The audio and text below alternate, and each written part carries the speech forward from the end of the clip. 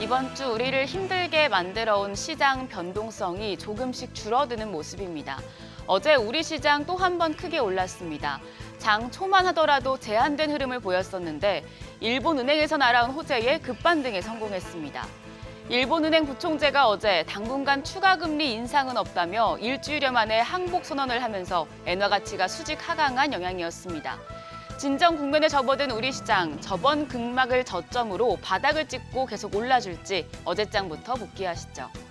양지수 2거래일 연속 올랐습니다. 코스피가 1.83% 상승해 2,568.41포인트, 코스닥은 2.14% 뛰어서 748.54포인트에 거래 마쳤습니다. 저점을 찍고 지난 이틀 내리 올랐는데 사실 아직 지수 하락분을 모두 메꾸진 못했습니다. 코스피는 3.6%포인트 정도, 코스닥은 3.1%포인트 정도 더 올라줘야 합니다. 수급 마감 상황 보겠습니다. 시장 반등하고 있지만 집 나간 외국인 자금이 돌아오지 않고 있다는 점은 걱정입니다. 어제도 유가증권 시장에서 메이저 수급 주체는 부재했습니다. 외국인이 193억 원 매도 우위로 4거래일 연속 팔자세 이어갔고요. 기관도 3,063억 원 순매도로 5거래일 연속 매도 포지션 취했습니다. 개인만 홀로 2,950억 원 사자세 기록했습니다. 코스닥 시장에서도 외국인은 팔자세를 나타냈습니다. 1,592억 원 매도 우위로 3거래일 만에 매수에서 매도로 포지션을 바꿨고요. 반면에 기관이 335억 원 매수 우위, 개인은 1,253억 원 순매수 기록했습니다. 시가총액 상위 종목 마감가 확인하시죠. 유가증권 시장 시총 상위 10위권 종목, 일부 종목들이 하락 전환되긴 했지만 그래도 시장 기여도가 높은 반도체 투톱이 모두 3% 넘게 급등한 건 시장에 긍정적이었습니다. 삼성전자 어제 HBM3가 엔비디아의 품질 테스트를 통과했다는 보도가 나왔지만 아직 테스트가 진행 중이라는 소식이고요. 오보였지만 최근에 관련 이슈가 반복적으로 노출되면서 시장 기대감이 키워졌습니다. 3.03% 상승해 종가는 74,700원. SK하이닉스도 한 발 물러난 일본은행 발언에 오전에 급반등을 하면서 3.4% 급상승 시현했습니다. 또 삼성바이오로직스가 3.4%, 현대차가 소폭의 오름세였고 셀트리온이 8.4% 강한 흐름 보여줬고요. KB금융도 통큰 자사주 소각 소식에 2.6%대 추가 상승에 성공했습니다. 반면에 최근에 2차 전지, 전기차 캐즘에 사고에 대한 우려까지 불거지자 LG에너지솔루션이 3.7% 하락했고 기아와 포스코홀딩스도 1%대 내렸습니다. 코스닥 시총 상위 10위권 종목에서도 2차 전지가 약했습니다. 에코프로비엠과 에코프로엔캠 모두 반등한 지 하루 만에 다시 3%대 조정을 받았습니다. 반면에 제약바이오 섹터들이 강했는데요. 알테오젠과 HLB가 2% 내외의 상승세 시현했고 삼천당 제약이 4.39%, 셀트리온 제약이 7.53% 뛰었습니다. 리가켄 바이오도 7.43% 플러스권이었습니다. 여기에 더해서 피부 미용기기 업체인 클래시스가 12% 넘는 시세를 분출했고요. 보톡스 관련 업체인 휴젤도 13% 가까이 급등했습니다. 환율은 올랐습니다. 정규장 마감 시간 기준으로 달러 대비 원화 환율은 강보합권 수준에서 1,376원 80전에 거래를 마쳤습니다. 엔화 약세, 달러 대비 엔화 환율의 상승에 연동된 모습이었는데요. 이후에 외환시장 다소 한산한 장세가 나타났습니다.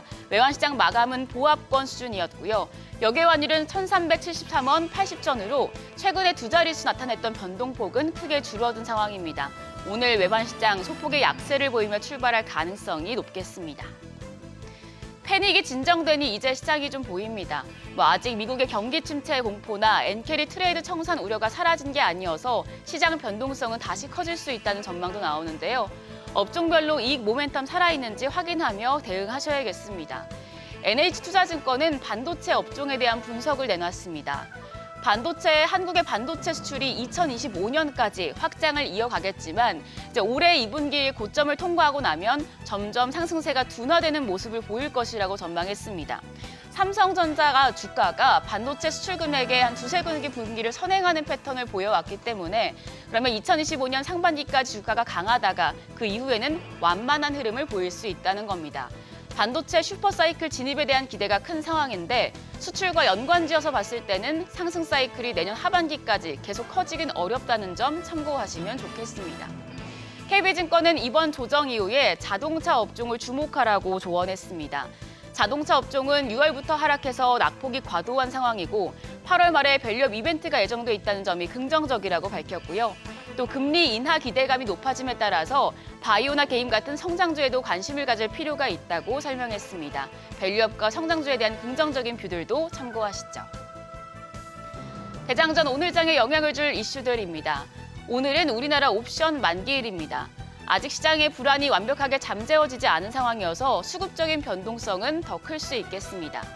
어제 시장은 사실 일본은행이 끌어올렸다고 해도 과언이 아닌데 잠시 뒤에 일본은행에서 지난달 금융정책 결정회의 의사록 요약본을 내놓습니다. 일본은행의 입장 다시 한번 확인해 보셔야겠고요.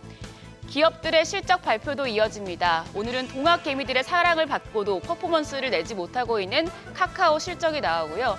또 넷마블과 CJ E&M, LG, 펄어비스, 스튜디오 드래곤 등이 실적을 공개합니다. 호실적이 나오는 기업들 체크하시죠. 한편 어제 시간의 거래에서는 코로나19와 해리스 관련주가 강했습니다. 코로나19 재확산으로 자가진단키트 수요가 급증하면서 관련 종목들이 상승했고요. 또 미국 대선 민주당 해리스 후보가 공화당 트럼프 후보를 조금 앞지른다는 소식에 해리스 관련주로 분류되는 대마 관련주 등이 상승했습니다. 오늘 장까지 이런 흐름 이어질지 지켜보시죠. 간밤에 미증시는 이틀 연속 반등을 노렸지만 초반의 상승세를 지키지 못하고 하락 마감했습니다. 불확실성이 지속되면서 일단 지켜보자는 심리 속에 시장 변동성은 축소됐지만 아직은 작은 변수에도 크게 요동칠 수 있는 상황인데요. 옵션 만기일을 맞은 우리 시장 어떤 표정을 지을지 기다려보셔야겠습니다. 지금까지 어제장 오늘장이었습니다.